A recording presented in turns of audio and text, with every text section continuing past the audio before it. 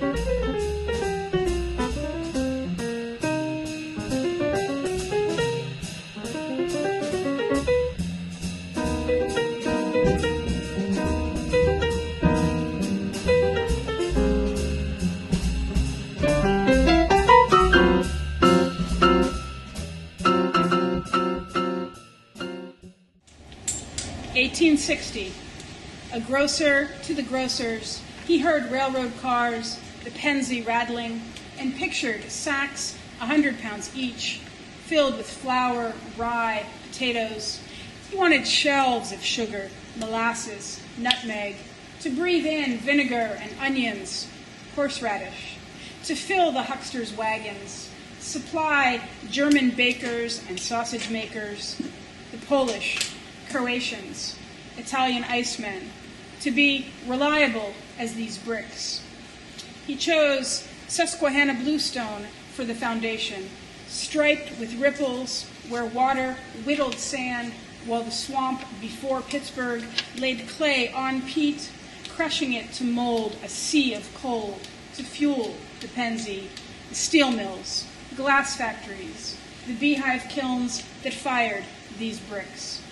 Bricks molded by men who chipped clay out of this ground with pickaxes, with shovels, battering backs, knees, shoulders, clay for buildings, clay for gardens. Last year, Ukrainians with a bucket dismantled these walls, chipping 1-2 bricks at a time out of mortar. Brothers to those who mixed clay with sand and water, stomped it smooth, then separated each brick to lay in the sun, who walled, then dismantled kilns. This garden deconstructed until design became visible. Construction is accent. Brick is made garden for Leslie, for Dan. In this garden of sky, river birch trees ripple like those beside the river that carved this bluestone, ripple like the trees compressed to peat, forged into Pittsburgh's coal. In pots by the door, mescaline and arugula flourish, beside dill and onions, where parsley, thyme, and sage scent the air as they did gardens in 1860. Basil, oregano, rosemary will hang to dry when the sun burns red gold against these bricks. Opening this house to sun, the roof was peeled. A wall of glass replaced a wall of bricks, carried in wheelbarrows to neighbors for a garden, for a train display.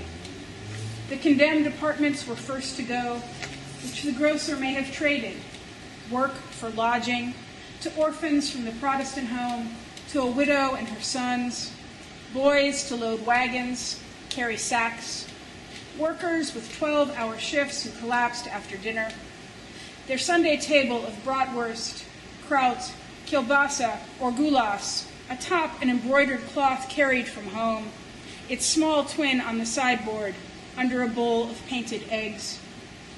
Today, a table open to sun, a salad of arugula and vinaigrette seasoned by this garden's herbs, eaten under this sky in this intimate courtyard, watching the moon rise.